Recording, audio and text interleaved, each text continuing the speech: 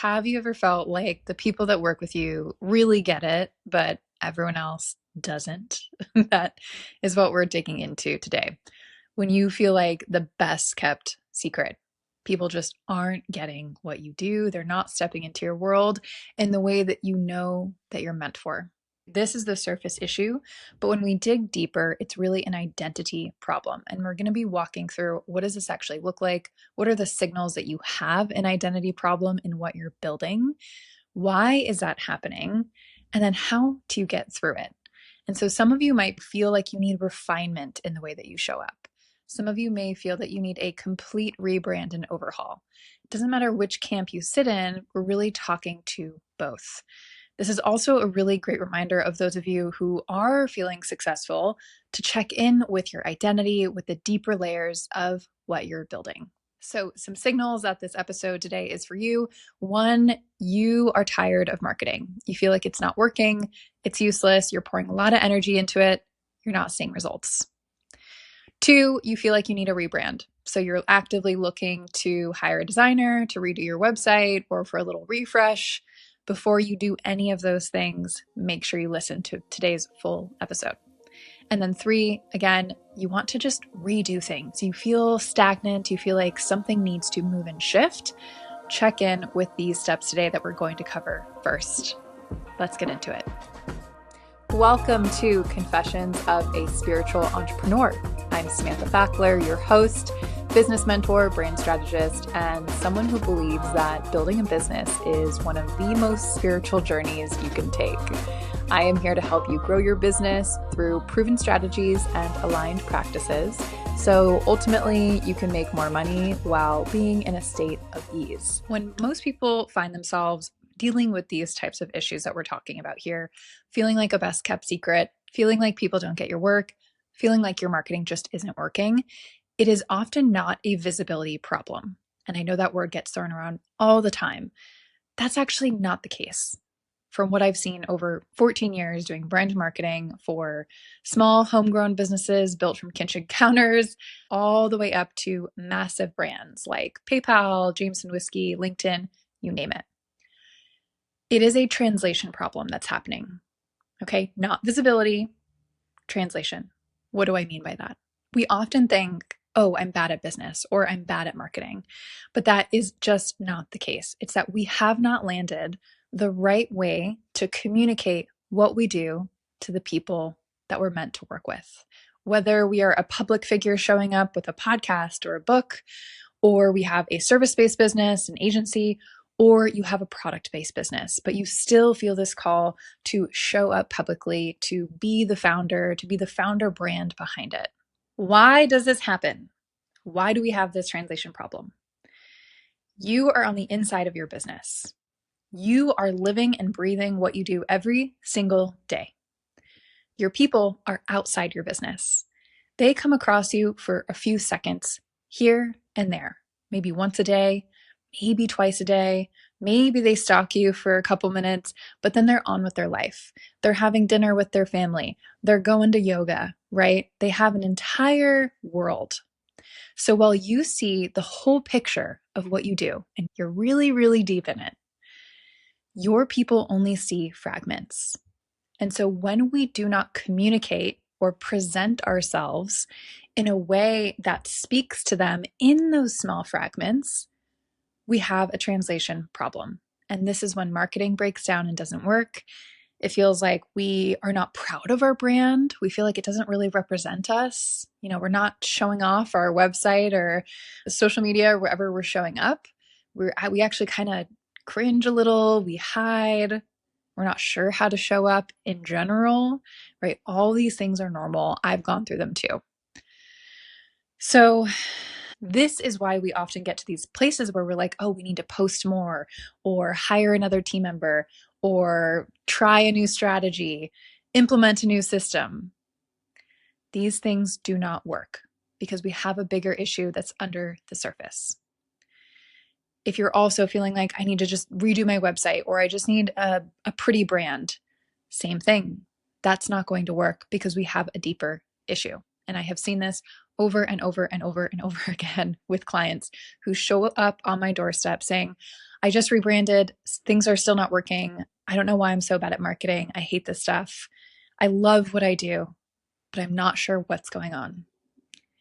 It's the identity problem. There are 3 parts to solving the identity problem. And as you would expect from what we just talked about, there are 3 different angles. The first one, us. We need to go within. We need to look at, why did I start this? Why do I believe in this? We need to sit introspectively with our deeper meaning behind what we're doing. And the more we sit with that and can articulate it and write it down and practice saying it out loud, the more that we actually start to figure out, oh, this is it and this is how I communicate it. Because often what I see, and again, guilty as charged, I've been here myself, there's a lot of meaning. We might be able to write an entire essay about our purpose and meaning behind what we do. But can you distill that into really simple, concrete language that a 5th grader could understand? Even if you do something quite complicated, like somatic pleasure healing for women, right? How do you distill it down? And so that's the us portion, the first angle of identity work. It's also, what's your path here? What's the greater vision for this? Not just about what you're doing now, but what do you want this to lead to? That vision is so, so important. And we see this with companies and brands today. They articulate, hey, this is our vision. This is where we're going. And oftentimes in the startup world, they have to say this because they're still building. There's going to be bugs and issues and problems. But if people believe in where they're going, they hop on, they ride with them on that journey. And so this is why it's an important part of identity work. Because again, it's coming back to the human part of what we're building too. As humans, we have goals, we have intentions, we have a future. And so taking a moment to think about what do you want in that future helps you really understand your identity. The second angle is them, right? So we have us, the inside, the people behind the work, and we have them, our audience, the people we serve. So when we talk about the audience, really what I come back to is the most fundamental question of business, which is, what problem do you solve for them? And you have to be able to answer that. This is what makes businesses tick. If you do not understand the problem that you solve for them, you have a serious business issue, right? This is a serious, concrete, foundational layer that you need to figure out. My guess is that if you're listening to this, you know a problem that you solve for them. And it doesn't have to be some sort of life-changing, transformational thing. My favorite mascara that I used this morning, guess what? It solved a problem for me. It made my eyes look bigger, and I loved it. I don't mind when my eyes are small, but I love when they look big. So that mascara, it solved a problem. It provided a solution actually to a problem that didn't even fully exist, right? And that's part of this too. Sometimes you might not solve world peace and hunger, but you might provide a solution to someone that makes their life a little bit better. What is that? How do you communicate that? It's so important to understand this. The second big piece is the so what. A lot of times the problem that we solve for people, it might be small. It might be every day. It might be life-changing too. But still, no matter where it's at on that scale, so what? What's the bigger why for these people? What's the greater effect? And I love this question because often when I ask this to people, that's when something starts to click or a light bulb starts to come on, right? So coming back to this example of mascara, the so what? Well, I feel more confident. I stand up a little taller when I wear mascara. I feel prettier and I like feeling pretty. So, that's the so what with the mascara. And someone could say, oh, that's materialistic and surface level and aesthetic. Yeah, well, guess what? I like feeling confident. I like standing tall. And swiping this mascara on the morning, it doesn't mean that I, don't feel confident or I don't feel good about myself without mascara. That's not true at all. I feel great without makeup. But it's just this little boost. And I really like that boost. And we have little boosts all over, everywhere in our lives. The food we eat, the shoes we put on. We make all these micro decisions every day about what we purchase and decide to live with. And yeah, sometimes we're bringing someone into our lives, like a therapist or a practitioner of sorts, who really is going to help us change our lives and how we move through the world. But sometimes, we have a really good tasting cocktail or mocktail with friends, and it brings joy and pleasure and connection into our lives. And that's great too. When I ask the so what question, it doesn't have to be this world shifting thing. It really can be as simple as just like, what are the greater effects that this is bringing to your audience? Now, when you start to see these two pieces, what tends to happen is that we start to see threads that connect them. And it brings us to the third big piece of the identity problem, which is, how do we translate this, right? How do these two angles relate to each other? You can think of the identity problem here as a triangle. We have us on the left, we have them on the right, and then how we connect, how we relate to one another, this third piece is right at the top in the middle, creating a beautiful triangle. This is the hard part because it's how do we communicate with the other person? And if you've ever been in a relationship, you know how difficult this can be because we like to make assumptions about people and we like to think that we can control them, and neither of those often serve us. We actually can't make assumptions about people, what they care about, and how they live their lives. We need to ask them. We need to open dialogue and figure that out. And then in terms of how we communicate, once we understand that and understand our people, then the words come and we start to figure out how to communicate why what we do matters.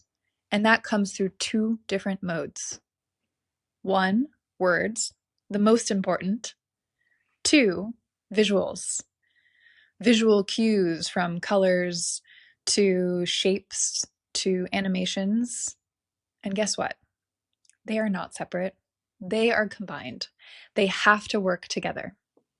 For example, if you come into contact with a brand that has a really spunky personality and the look and feel is all neutral with zero color, it can feel like there's a mismatch, right? In contrast, if you have this spunky sounding brand and there's color, there's movement in whatever they put out into the world, their marketing material, their packaging, maybe if it's a person, they show up online and yes, they have a spunky personality, but they dress in a way that kind of works with that. It all comes together to feel like a person. And I think that's the big secret to branding and marketing. You have to feel like a whole person when you show up online. And that comes through how you communicate, the consistency of how you communicate over time and across different touch points, whether it's website, email, social media, you coming in person to speak on a stage. There has to be consistency there because that builds trust. That allows people to see, I not only like her, I want to follow her. I want to continue to see what is she sharing with the world and what's coming up for her and what is she learning from her audience and her work, right? We all have those people that we're drawn to, whether they're authors, personal brands, founders, CEOs, and we're often drawn to them because of all these deeper identity things that we're talking about today. Think for a moment just how many brands you follow because you really feel connected to the values of that brand. Whether they have sustainable packaging so you feel better using their product, or it's someone who really cares about a certain something in the world and you love that about them, right? There's so many different use cases here, but that's why it's so important to talk about identity, to work on identity and look at identity, because when you figure this stuff out, your marketing gets easier. You don't have to post more because you know exactly what to say and how to say it.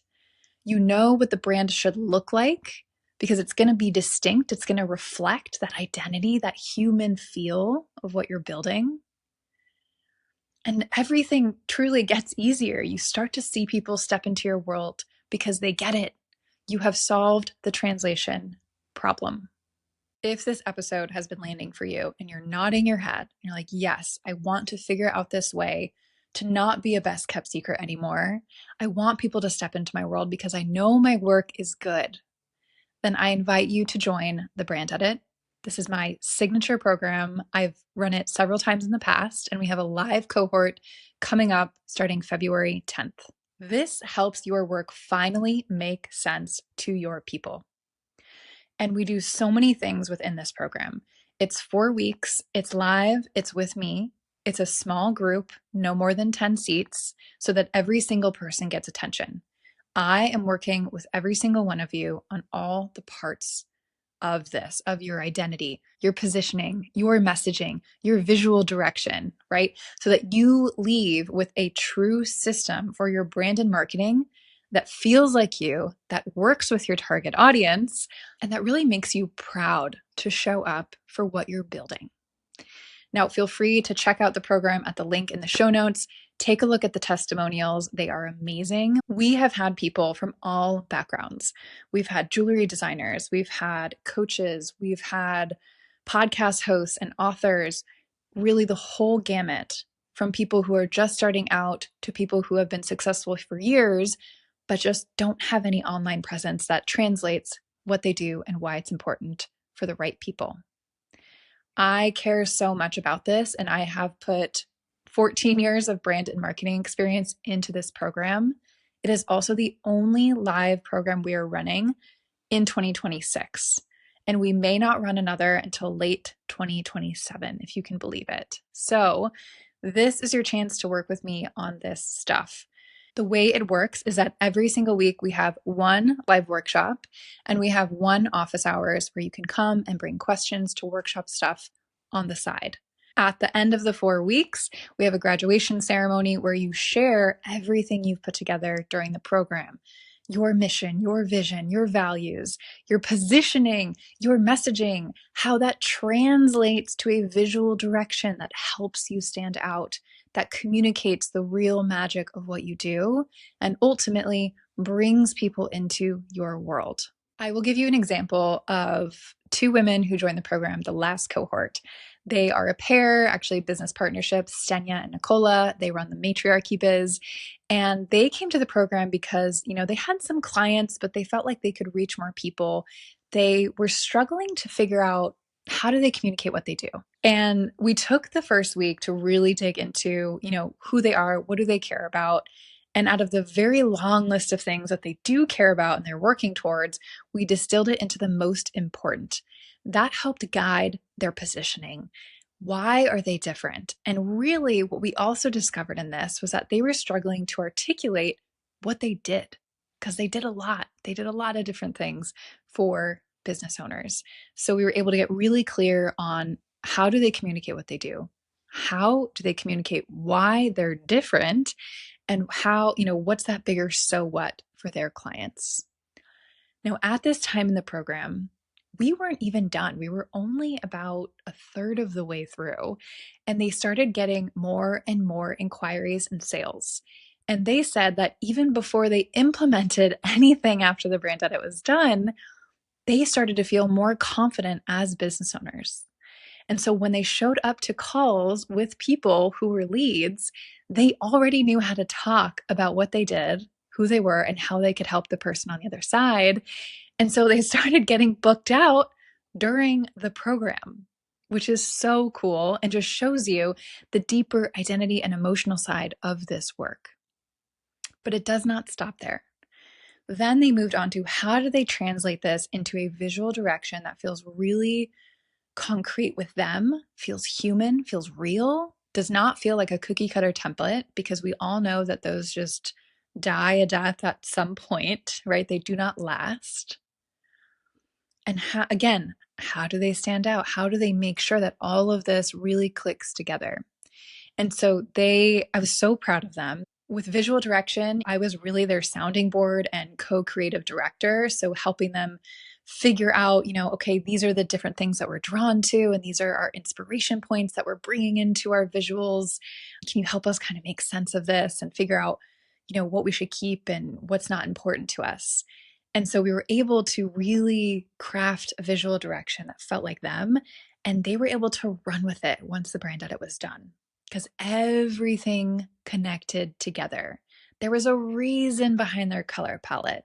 There was a reason behind some of their design elements. And more importantly, the words and the visuals worked together, right? So that translation layer was solved. And now their problem is, how do we service all the clients that we have and all the inbound leads that we have coming in, right? That is their next challenge. So they are a beautiful case study of clients that have come out of this program, but there are so many more. So I invite you to check out the testimonials. Again, I believe in this with my whole heart. I know that the brand edit is completely life-changing for women business owners, for public figures, for those of you who are showing up in some way online. I see you and I want the world to see you. So if you'd like to join me or explore that program, the link is in the show notes and we start February 10th. Thank you so much for being here. My name is Samantha Fackler. You can DM me on Instagram at samantha.fackler with any questions, thoughts, or comments from this episode. I will catch you next time.